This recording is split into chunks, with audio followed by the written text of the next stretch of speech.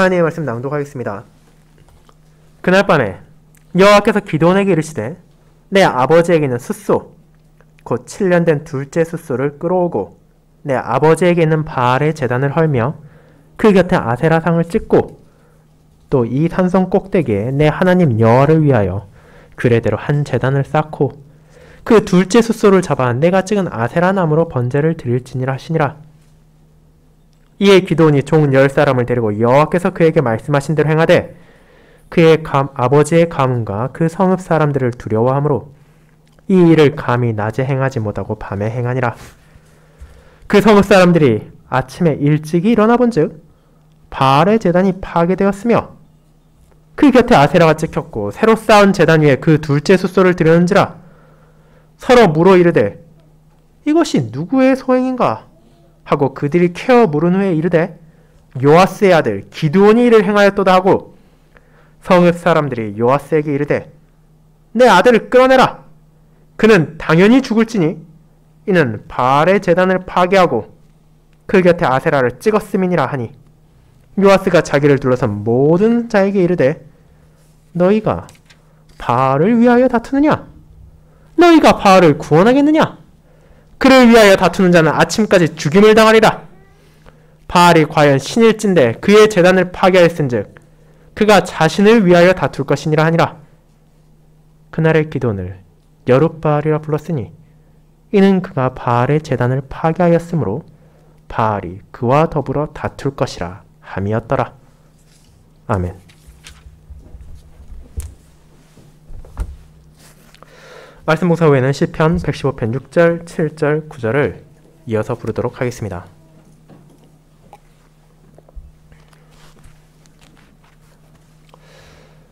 사랑하는 주 예수 그리스도 안에 있는 형제자매님들, 우리가 인류의 역사를 살펴보면 크고 작은 전쟁들이 전 세계에서 멈추지 않고 셀 수 없이 일어났다는 것을 알게 됩니다. 아마도 지금 이 순간에도 지구의 어딘가에서는 총과 무기를 들고 상대방과 대치하는 지역이 있을 것이며 피가 피를 부르는 끝없는 다툼이 이어지고 있습니다. 하지만 그와 같은 전쟁이나 다툼이 일어나기 전 일반적으로는 조짐이 보이기 시작합니다. 아무런 대비도 없이 갑작스럽게 전쟁이 시작된 것이 아니라면 그 전쟁에서 일어날 피해를 최소한으로 줄이기 위해 혹시라도 생길 수 있는 위협을 제거하기 위해 다양한 방식으로 군대를 정비합니다. 전쟁터에 나갈 병사들의 훈련을 마지막으로 점검하기도 하고 식량이나 무기가 부족한 일이 생기지 않도록 보충할 뿐 아니라 나라 안에 남아있는 위협이 있을 경우 전투가 일어나기 전에 그것을 정리하기 위해 최선을 다할 것입니다. 그리고 그 모든 과정을 거친 후에야 비로소 전쟁을 할 준비가 되었다고 판단하게 합니다. 오늘 우리가 본문에서 보게 되는 것은 미디안과의 전쟁을 앞둔 상황에서 여호와께서 자신의 사사로 부르신 기드온에게 과연 무엇을 명령하시는가입니다. 그분께서는 일반적인 세상의 나라들이 전쟁을 준비하는 것처럼 기드온에게 병사를 모으라고도 하지 않으셨고 군량을 준비하라고 지시하지도 않으셨습니다. 여호와께서는 오히려 그 사사를 향해 어쩌면 전쟁을 앞두고 분란을 일으키고 갈등을 만들지도 모르는 행동을 하게끔 하셨습니다. 바로 언약 백성들이 하나님을 떠나 숭배하고 섬기던 바알의 제단을 허물게 하시고 아세라상을 찍어 부숴버리게 하셨습니다. 이것이 일반적인 관점에서 미디안과의 전쟁을 앞두고 행해야 할 현명한 판단입니까? 세상적인 관점에서 이는 적군과의 투쟁을 앞두고 있는데 마음을 하나로 모으기는커녕 그들이 섬기던 것을 부숴버리고 그들의 우상을 깨뜨림으로 내분을 일으키고 분란을 만들 수도 있는 위험하며 어리석은 행동이라 생각할지도 모릅니다. 그러나 여호와께서는 기드온을 통한 이 명령을 통해 자신이 무엇을 알리고자 하는지를 보여주십니다. 언약 백성들이 그들의 죄를 깨닫고 자신에게로 돌아오지 않는다면 아무리 전쟁에서 승리하고 미디안을 몰아낸다 하더라도 그들이 참된 평안을 얻을 수 없을 뿐 아니라 결국 다시금 비참의 나락으로 떨어질 것임을 보여주시는 것입니다. 그럼에도 그와 같은 여호와의 뜻을 이해하지 않은 채 여전히 바알과 아세라에 대한 미련을 떨치지 못한 어리석음도 우리는 보게 됩니다. 저는 본문에서 나타난 이와 같은 하나님의 뜻을 언약 백성 가운데 세워진 여호와의 제단이라는 제목으로 설교하고자 합니다. 그리고 여호와께서 기드온을 통해 바알의 상을 부수고 여호와의 제단을 세운 이유가 어떤 의미인지를 기억하며 자신의 제단을 부순 기드온을 감히 해할 수 없던 우상의 무능함도 함께 생각해 보도록 하겠습니다. 이를 첫 번째, 기드온을 통해 자신의 제단을 세우신 여호와 하나님과 두 번째, 자신의 제단을 부순 기드온을 해할 수 없는 허망한 바알이라는 두 부분으로 살펴보도록 하겠습니다. 먼저 첫 번째, 기드온을 통해 자신의 제단을 세우신 여호와 하나님에 대해 알아보겠습니다. 형제자매 여러분, 오늘 본문에 앞서 나와 있는 사사기 6장의 전반부는 약속의 땅인 가나안에 정착한 이스라엘 자손들의 패역한 현실이 어떠한지를 적나라하게 보여주었습니다. 오직 하나님의 은혜로 가나안에 거주하게 되었음에도 이스라엘 자손들은 그들이 받은 모든 은혜를 하나님께서 신실하심을 주셨다는 것을 망각했습니다. 그들은 조상들과 달리 여호와를 잊었고 그분께서 그들에게 행하신 일들을 외면했습니다. 그 결과 자신들 주변에 있는 다른 수많은 이방 민족들과 동화되어 그들의 우상을 섬기고 그들의 죄악된 삶을 함께하며 쾌락과 욕망에 따라 음란과 패역한 길을 나아갔습니다. 그런 그들을 향해 박힌 가시인 이방인들의 공격이 있을 때 이스라엘은 힘없이 무너졌고 그들이 신음하고 여호와께 부르짖을 때 하나님께서는 오직 긍휼하심으로 온니엘과 에훗, 삼갈과 드보라 같은 사사를 세우심으로 그들을 건져주셨습니다. 하지만 그럼에도 그들의 패역함은 전혀 변하지 않았습니다. 사사들을 통해 건짐을 받을 때면 잠시 하나님을 따르는 것처럼 행하다가도 그들이 죽고 나면 어느새 등을 돌려 우상을 향해 나아갔습니다. 기드온의 시대에 그들은 그렇게 또 여호와의 목전에서 악을 행했습니다. 이제 여호와께서는 그들을 미디안의 손에 넘겨주셨습니다. 7년이라는 시간 동안 언약 백성들은 또다시 고난의 시간을 겪어야 했습니다. 그리고 미디안인들은 이전에 그들을 고통스럽게 했던 블레셋, 모압보다도 더 큰 환란을 가져왔습니다. 그들은 이스라엘을 끊임없이 공격하여 히브리인들이 자신들이 마땅히 살아야 할 곳이 아니라 산의 굴과 산성을 만들어 두려움에 떨며 몸을 피하게 만들었고 농사철만 되면 그 모든 소산을 멸하고 가축까지도 남겨두지 않았을 뿐 아니라 그들의 짐승까지도 끌고 와서 곡식이 자라는 족족 다 먹어치우겠습니다. 일반적으로 사용되는 비유가 아니라 문자적인 의미 그대로 미디안은 이스라엘을 멸하려고 했고 그에 따라 이스라엘은 극심한 궁핍 가운데 생존의 위기를 느끼며 비로소 여호와께 부르짖었습니다. 그러나 이 부르짖음은 고통과 괴로움 가운데 신음하는 것이었을 뿐 회개의 의미가 포함되어 있지 않음을 우리는 보았습니다. 그들은 그저 현실이 괴롭고 현실이 너무 비참하기에 여호와께 부르짖었지만 그 모든 고통의 원인이 대체 무엇인지를 알려 하지 않았습니다. 그렇게 하나님께서는 동일한 행동을 했던 그들의 선조들에게는 곧장 사사를 보내주셨지만 기드온의 시대에는 사사에 앞서 먼저 한 선지자를 보내셨습니다. 그리고 그분의 뜻을 전하십니다. 타락하고 부패하여 자신들의 죄까지도 인식하지 못하게 된 패역한 자들을 향해 여호와 하나님이 누구신지를 깨닫게 하고 그들이 지금 고난을 겪고 있는 근본적인 이유는 바로 여호와의 목소리를 듣지 않았다는 것임을 자각하게 하신 것입니다. 이를 통해 그들이 잊고 있던 여호와 앞에서의 죄악이 무엇인지를 깨닫게 하신 후에서 비로소 기드온이라는 사사를 세우셨습니다. 이를 통해 죄가 무엇인지도 모르고 멸망의 길을 나아가던 이들을 향해 죄를 알게 하시고 또한 그런 자신의 긍휼함을 통하여 그들을 건지시는 자비를 베푸신 것입니다. 이제 그 언약 백성을 위한 이스라엘의 구원자로 부름받은 기드온은 어떤 사람이었습니까? 그 역시 당대 언약 백성들과 다를 바 없는 그들의 시대 정신을 그대로 반영하고 있는 인물이었습니다. 그는 특출나게 용맹한 것도 아니었고 비상한 지혜를 가진 것도 아니었습니다. 겁에 질려 포도주 틀에서 밀을 타작하고 있던 사람이었고 자신들이 경험하는 비참의 원인을 외면했으며 그에게 주어진 소명을 회피하려고 자신들이 가진 불경건함 속에서 감히 하나님을 시험하려고까지 한 언약 백성들의 완악함을 상징하는 인물이었습니다. 그렇다면 하나님께서는 왜 그와 같은 인물을 굳이 사사로 세우셨습니까?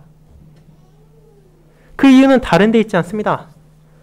자신의 백성을 향한 구원, 언약 백성의 구원이 특출난 한 개인의 능력이나 업적을 통해 오는 것이 아니라는 것을 분명하게 깨닫게 하려 하심입니다. 미디안의 공격은 강렬했습니다. 그들은 진정 이스라엘을 멸망시키려 했고 이스라엘 자손들은 그들의 능력으로는 이제 미디안을 막을 수 없다는 것을 너무나 절실하게 깨닫게 되었습니다. 그 상황에서 누가 그들을 건질 수 있습니까? 기드온은 자신의 형제 자매들과 마찬가지로 불신과 연약함, 두려움에 가득 차 있었습니다. 그러나 이제 여호와께서는 그런 기드온이라 할지라도 사사로 세우시고 그와 함께 하심으로 이스라엘을 미디안의 손에서 건져내실 것입니다. 그리고 이를 통해 자기 백성을 향한 구원은 오직 여호와의 자비하심과 신실하심을 통해서만 주어지는 것임을 온 이스라엘이 기억할 수 있도록 부족한 기드온을 사사로 세우셔서 모든 언약 백성들이 주님만을 신뢰하고 그분 안에서 구원과 평안을 찾도록 알려주신 것입니다. 그와 같이 미디안을 향한 두려움에 떨고 하나님을 향한 의심을 떨치지 못했던 기드온은 여호와의 크신 자비 가운데 참된 평안을 회복할 수 있었고 마침내 그분의 사사로서 이제 세워지게 되었습니다. 그렇다면 그런 기드온이 이스라엘 자손들을 구원할 여호와의 종으로서 가장 먼저 행해야 할 일은 무엇이었습니까? 오늘 본문을 시작하는 사사기 6장 25절과 26절에서 우리는 그 내용이 무엇인지를 보게 됩니다. 이는 다음과 같습니다. 그날 밤에 여호와께서 기드온에게 이르시되 내 아버지에게 있는 숫소 곧 7년 된 둘째 숫소를 끌어오고 내 아버지에게 있는 바알의 제단을 헐며 그 곁에 아세라상을 찍고 또 이 산성 꼭대기에 내 하나님 여호와를 위하여 규례대로 한 제단을 쌓고 그 둘째 숫소를 잡아 내가 찍은 아세라 나무로 번제를 드릴지니라 하시니라. 여호와께서는 기드온을 사사로 세우신 그날 저녁 이제 그가 해야 할 일이 무엇인지를 알려주셨습니다. 그것은 다름 아닌 자기 아버지의 집에 있는 우상을 부수고 제단을 제거하라는 것이었습니다. 사사로 부름받은 그의 가문에 이런 우상 숭배를 위한 제단이 있다는 것은 아이러니합니다. 그러나 하나님께서는 그런 그의 부족함을 아시면서 사사로 부르셨고 이제 자신의 사사로 부름받은 기드온에게 그의 집을 정결하게 할 것을 요구하십니다. 그렇다면 하나님께서 왜 그런 요구를 하셨는지를 생각해 보도록 합시다. 미디안의 공격으로 인해 이스라엘은 멸망의 위기에 처해 있었습니다. 지금 당장 군대를 소집하고 병력 훈련에 반격을 나서도 모자랄 것 같은데 왜 우상을 제거하게 하셨습니까?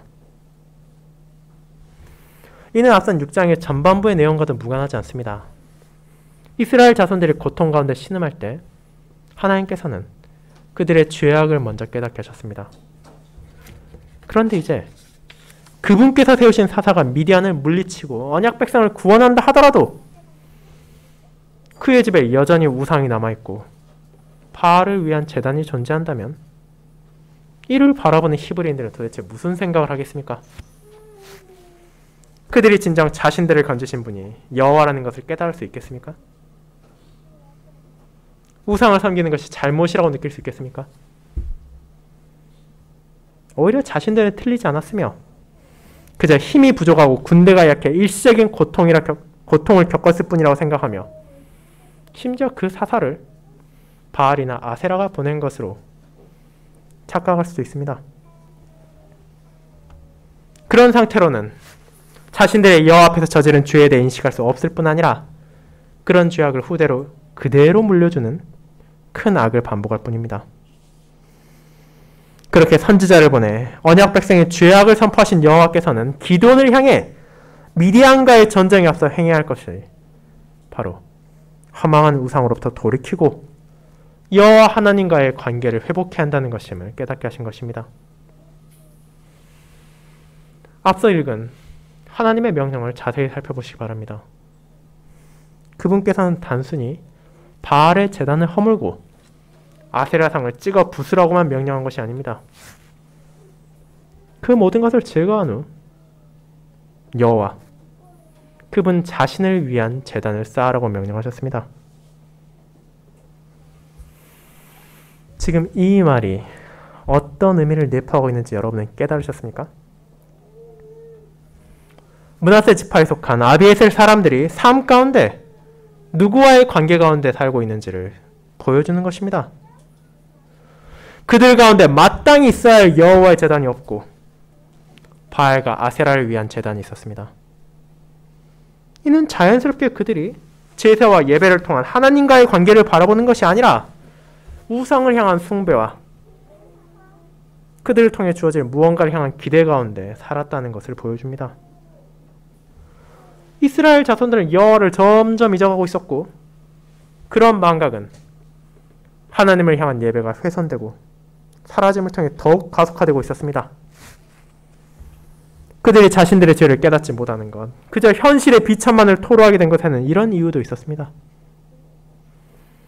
그렇게 하나님은 자신의 사사를 통해 우상을 위한 제단을 제거하고 자신을 위한 제단을 쌓을 것을 명령하셨습니다. 이제 우리는 이 사사의 이름의 의미를 생각하게 됩니다. 기드온이라는 이름이 가진 뜻은 무언가를 찍어 넘김, 무언가를 부수는 사람이라는 것입니다. 일반적으로 이는 나무를 도끼로 찍어서 넘기는 목수를 가리키는 표현이기도 합니다. 그런 이름을 가진 기드온은 이제 무엇을 찍어 부수고 무엇을 무너뜨립니까? 언약 백성 가운데 자리 잡고 있던 우상인 바알 제단을 무너뜨리고 아세라상을 그의 이름대로 찍어 부숴버릴 것이라는 소명을 받은 것입니다. 그리고 기드온은 자신에게 주어진 하나님의 뜻에 순종했습니다. 하지만 그 방식은 어쩌면 우리가 그에게 기대한 것과 조금 다를지도 모릅니다. 그가 사사로 부름받은 그날 저녁 하나님의 명령을 받은 기드온은 조금도 지체하지 않았습니다. 여호와의 명대로 숫소를 끌고 종 10사람과 함께 바알의 제단을 파괴하고 아세라상을 찍어 무너뜨리기 위해 출발했습니다. 어쩌면 이것은 신속한 순종으로 보일지도 모릅니다. 하나님께서 명하신 것에 대한 조금의 지체도 없는 빠른 응답으로 느껴질 수도 있습니다. 그렇지만 실제 기도원의 내적인 동기가 무엇인지를 우리는 27절에서 보게 됩니다. 그가 이렇게 서두르고 심지어 종들까지 함께 데려간 이유는 그의 안에 여전히 두려움과 불신이 남아있었기 때문입니다. 27절 후반부는 다음과 같습니다. 그의 아버지의 가문과 그 성읍 사람들을 두려워함으로 이 일을 감히 낮에 행하지 못하고 밤에 행하니라. 하나님께서 그에게 주신 명령의 이유를 생각해 본다면 기드온이 이를 행하기에 가장 적합한 시간은 어쩌면 모든 사람들이 그것을 바라볼 수 있는 대낮일지도 모릅니다. 이를 통해 언약 백성들을 향해 자신의 마을 주민들을 향해 지금 너희가 우상을 숭배하는 것이 하나님 앞에서 악이라는 것을 선언하고 여호와의 제단을 쌓고 그분과의 관계를 회복하는 것이야말로 우리 눈앞에 펼쳐진 궁핍과 환난을 제거하기 위해 선행되어야 하는 필수적인 것임을 선포할 수 있었기 때문입니다. 하지만 기도는 그럴 수 없었습니다. 이는 어쩌면 그가 이런 행동에 대한 자신의 가족들과 이웃들이 어떤 반응을 보일지를 너무나 잘 알고 있었기 때문일 수도 있습니다. 자신이 알고 있는 이스라엘 자손들, 그를 포함한 당시 아베셀 사람들은 이미 우상을 섬기며 살아가는 데 있어 너무나 익숙해져 있었기에 만일 공개적으로 그가 바알의 제단을 부수고 아세라상을 찍어 무너뜨린다면 생명의 위협을 당할지도 모른다는 것을 쉽게 예측할 수 있었기 때문입니다. 그리고 그렇게 그는 다시 한번 하나님의 능력을 의심했습니다. 여호와께서 그와 함께 하신다는 약속을 들었고 그분께서 그에게 안심을 주시고 두려워하지 않게 하심으로 제단을 쌓고 여호와 살롬이라고 이름을 붙였음에도 불구하고 여전히 주님의 평강을 누리는 것이 아니라 이스라엘의 만연한 불신이 그에게 남아있었습니다. 그렇게 그는 혹시라도 누가 낌새라도 찰까 두려워하며 밤중에 몰래 움직여 일을 하는 것입니다.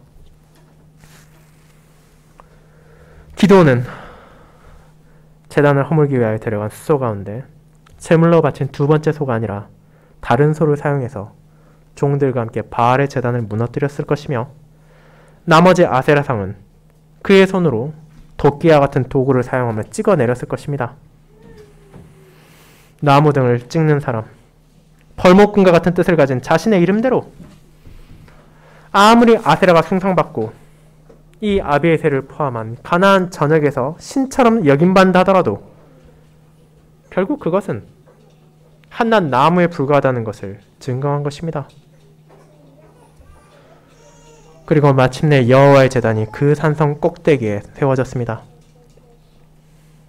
주님의 뜻에 따라 이방의 우상을 위한 제단이 제거되고 그 대신 언약 백성들이 마땅히 간직해야 할 여호와의 제단이 모두의 눈에 보이는 꼭대기에 회복되었으며 그곳에서 합당한 제물로 숫소가 바쳐졌습니다.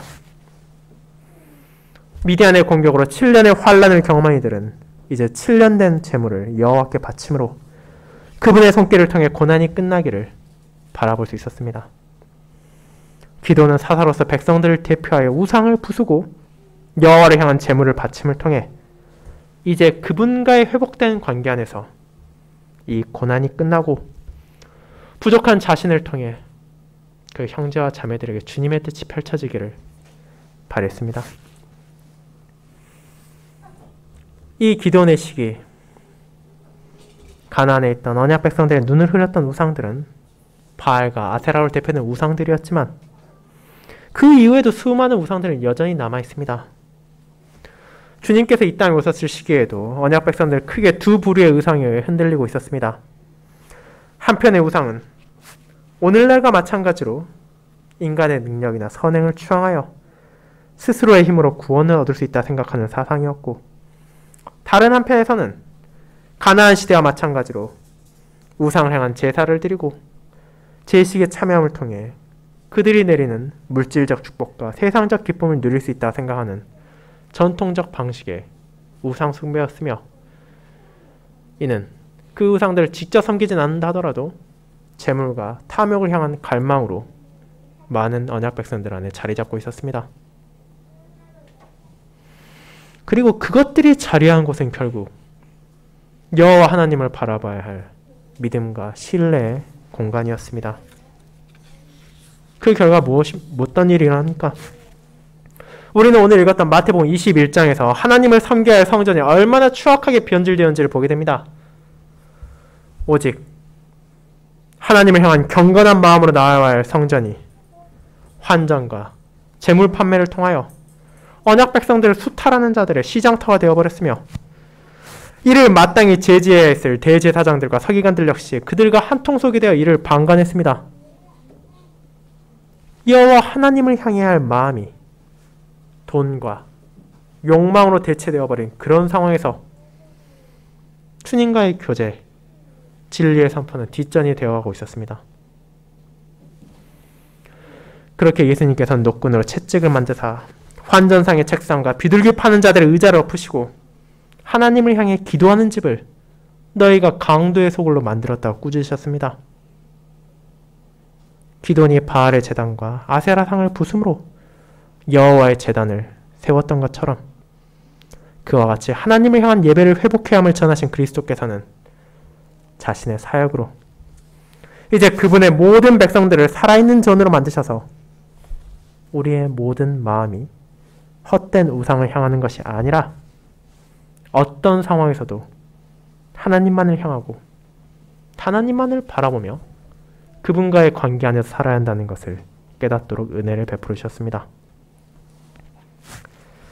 사랑하는 형제자매 여러분, 그렇다면 지금 예배를 드리는 우리의 마음이 무엇으로 채워져 있는지를 생각해 보시기 바랍니다. 이스라엘 하나님이시고 우리의 하나님이신 그분께서는 자신의 백성들의 마음에 온전히 그분만을 향하기를 바라십니다. 세상의 재물이나 헛된 우상, 심지어 인간 자신의 능력이라 하더라도 그것을 의지하려 하고 주님 이외에 다른 어떤 곳에서 구원을 조금이라도 기대하는 것이 잘못되었다는 것을 알려주셨습니다. 분명 지금 이 순간에도 우리의 시선을 가리는 것은 너무나 많으며 우리의 마음을 유혹하는 공격들은 끊임없이 계속되고 있습니다. 그렇게 자비로우신 하나님께서는 우리에게 다시금 이와 같은 말씀을 전해주심으로 우리가 정말로 의지해야 하는 분이 누구인지를 알게 하십니다. 하나님께로부터 받은 소명에 따라 자신의 옛 본성과 세상과 마귀에 맞서 싸우기 위해 필요한 것은 오직 하나님을 향한 전적인 신뢰와 의지이며 그분의 은혜를 의심하지 않고 받아들이는 믿음이지만 그런 믿음까지도 자신의 능력으로 가질 수 없는 백성을 위해 성령님의 역사하심으로 그런 믿음을 심어주실 뿐 아니라 말씀과 성례로 이를 성장시켜주고 계십니다. 그 은혜 안에서만 마침내 우리는 우리 안에 스며들어 하는 온갖 종류의 우상들을 제거하고 모든 삶을 통해 하나님을 향한 감사의 제사를 드릴 수 있게 됩니다. 그리고 그런 자신의 자녀들은 하나님께서 환난과 고통에서 건져주시며 그들의 발걸음은 생명의 길 가운데 영원한 약속을 인도하고 계심을 우리는 깨닫게 됩니다. 그렇게 사람을 향한 의지, 재물을 향한 욕망, 우상을 향한 기대를 버린 자들이 마주하는 것은 슬픔과 좌절이 아니라 흔들리지 않는 소망이며 하나님께서 베푸실 구원에 대한 확신입니다.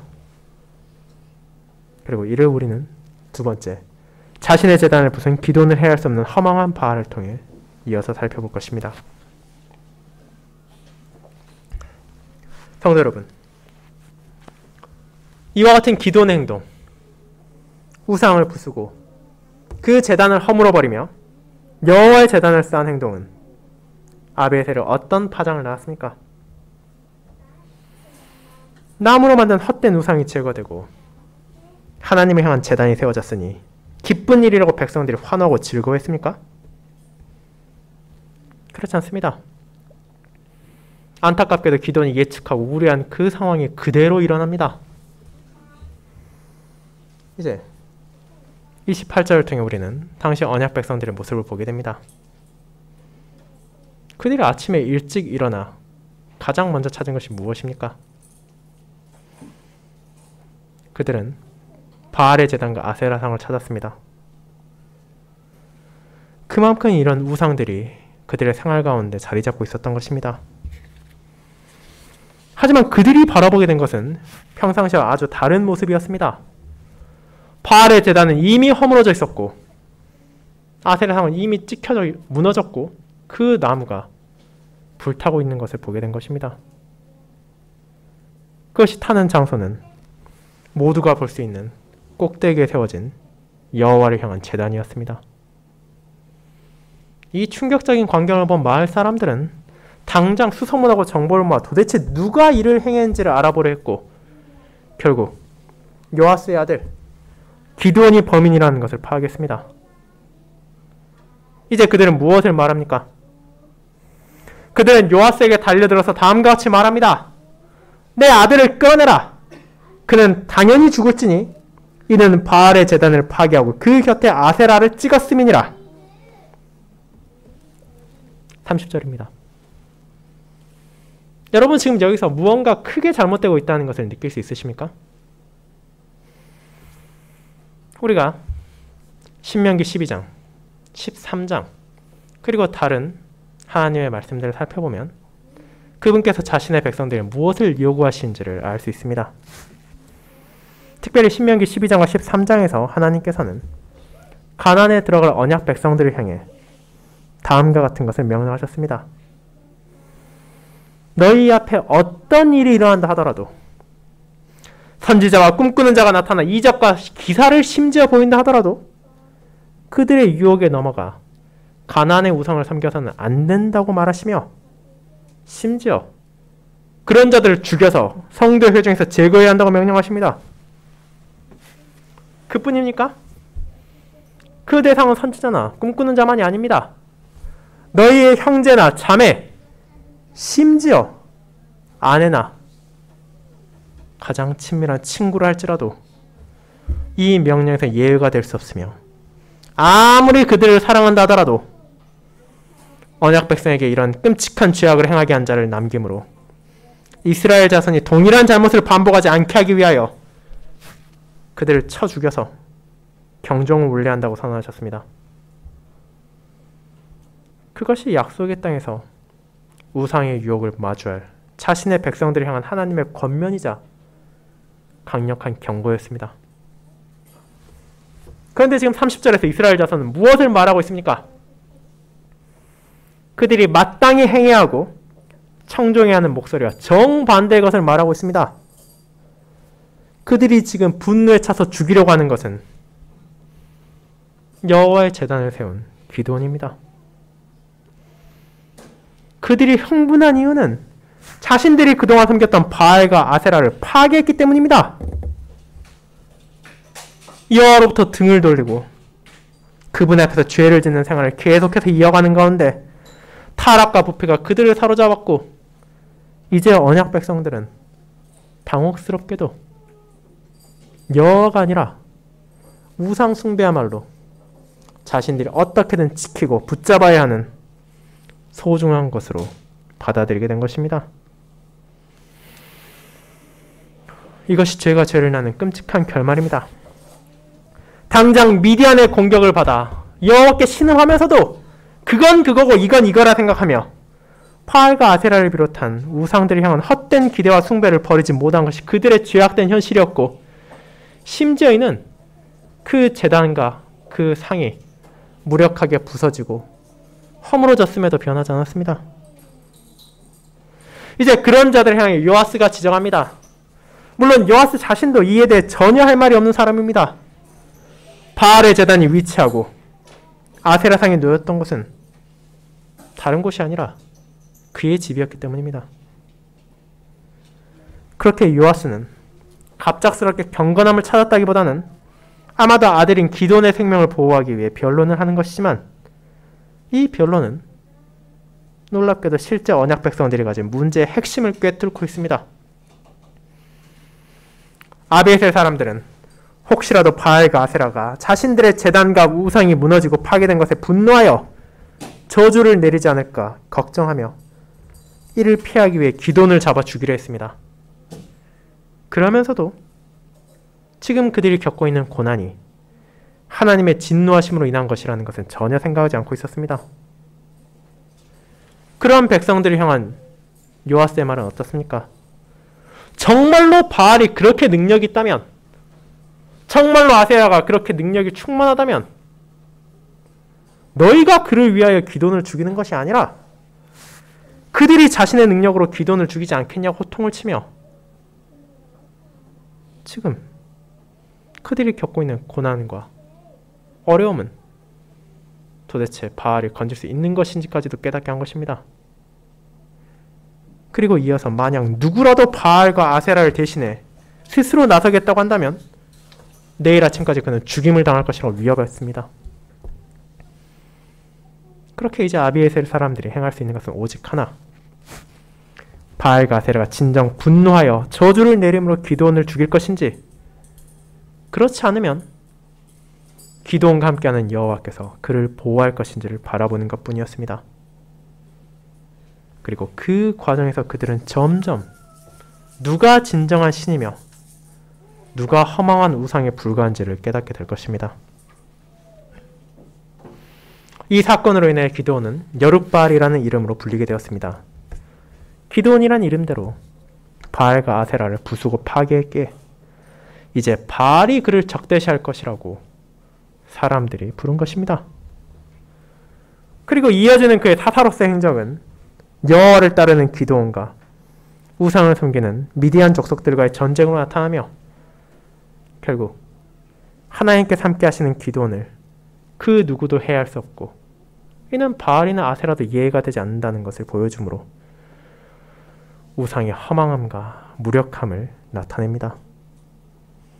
이를 통해 하나님께서는 바알만이 아니라 세상의 어떤 우상과 어떤 피조물도 감히 그분을 대적할 수 없으며 다툴 수도 없다는 진리를 언약 백성들 앞에서 증거하심으로 그들이 돌이켜 나아야 할 것은 오직 신실하신 하나님, 이스라엘을 건지시고 그들에게 은혜를 베푸신 그분뿐이라는 것을 알도록 은혜를 베푸셨습니다. 그와 같이 세상의 헛된 우상들을 의지한 자들, 그리고 그런 악함을 반성하지 않은 자들은 당연히 기도원의 시대에만 있던 것이 아닙니다. 다시 한번 오늘 본문에 앞서 읽은 마태복음을 떠올려 보도록 합시다. 주님께서 성전을 더럽힌 자들을 내쫓으실 때 대제사장들과 서기관들은 분노했습니다.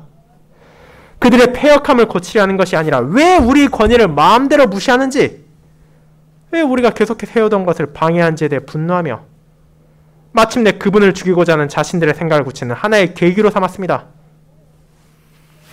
요아스에 의해 설득되고 위협당했던 아베셀의 므낫세 자손들과 달리 그 당시 대제사장들과 서기관들을 막을 수 있는 자는 없었으며 그들은 자신들에게 주어진 권위와 권력을 남용하여 마침내 이 땅에 오신 하나님의 독생자를 십자가에 못 박고 죽임으로 이제 우리가 승리했다고 기뻐했습니다. 하지만 정말로 그들이 이겼습니까? 바알이 여호와의 종인 기드온을 해할 수 없었던 것처럼 사단과 마귀의 계계는 십자가에서 완전히 깨어지고 이제 그들의 승리가 아니라 그들의 영원한 패배가 결정되었습니다.